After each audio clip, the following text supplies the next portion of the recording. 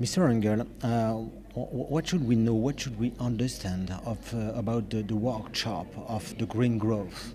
What did you discuss about?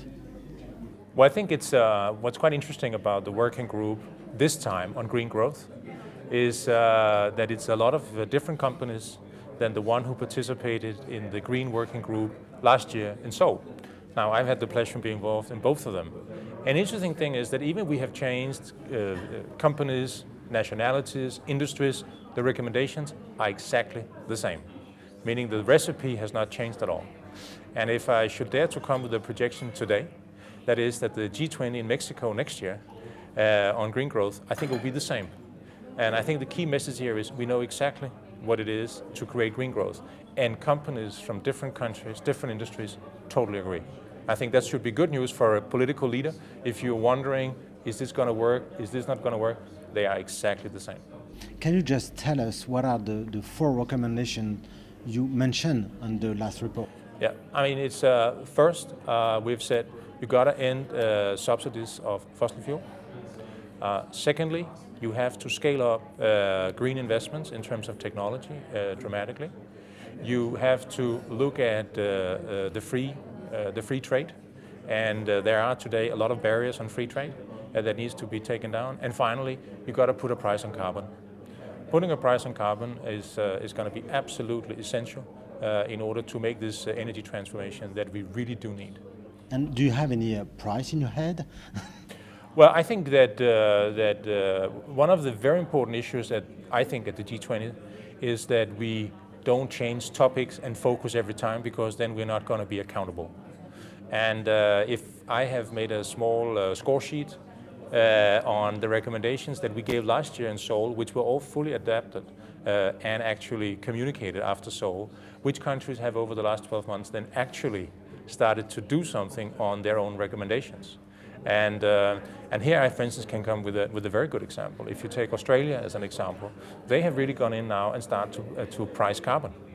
And so if you want a price on carbon, I really say, I think here Australia is a good example of somebody really start to work on this agenda. And these are the kind of things we need to see. We all understand that the challenges in the world means that people say, have we time for this now? We cannot afford it. We then just have to remember that delaying these investments is going to prolong the recession, because the cost of climate change is going to be even greater, and that we know otherwise. So saying we haven't got the money now, we just have to remember when we say that, we prolong the crisis that we want to get out of. I would like to ask you the same question, for the last recommendation you mentioned. You said dramatically scale up support for green technology development and innovation. Do you have any suggestion, when you say scale up support, what do you mean by support? Well, first, if you look at where we are today on the green development, I would say we are at the end of the beginning, meaning that we have to remember that, for instance, the sector I come from, like the wind industry, today only covers 2% of the total electricity consumption in the world. And we know to get to much higher level, for instance, within my own sector, requires a lot of additional investments. If I should try to put this into maybe a framework that is easier to understand, I could use, for instance, the oil industry in the old days. If we had kept drilling for oil like we did in the beginning, when we started to use oil, if we kept using that same method, I'm sure there's a lot of oil that we have digged since then we would have never ever been able to get to. That is because we invested in exploration methods. It's why we found new ways of getting to the oil. And we need to think about the same way for the green development. We have done something now, but we need to do significantly more going to the next levels. And if we don't do that, we won't really seize the opportunity. But we have to look at it from an investment point of view. And to be very frank, a lot of investments into R&D in the green sector actually also are creating jobs. And how long it would take? Well, I think it's very hard. It's very hard to know, but at least I think there are some good examples of what you can do, and what kind of aspirations people are having. And I think, for instance, if you look in Denmark, where we come from, we get like 20% of our electricity from wind. We want to go much, much higher. So I think there are examples of that this technology actually work.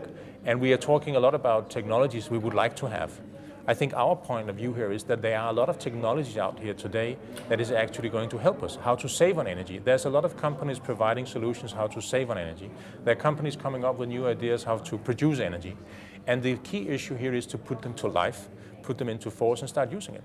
So when we, for instance, say end subsidies on fossil fuel, we have to remember that there are $400 billion a year going into subsidies of fossil fuel. And we're just saying, how about using that for something else? Because that could really free resources for the development of the green agenda. And anyway, we got to deal with climate change in the same way. So we actually think this is a win-win street. Thank you very much. Thank you.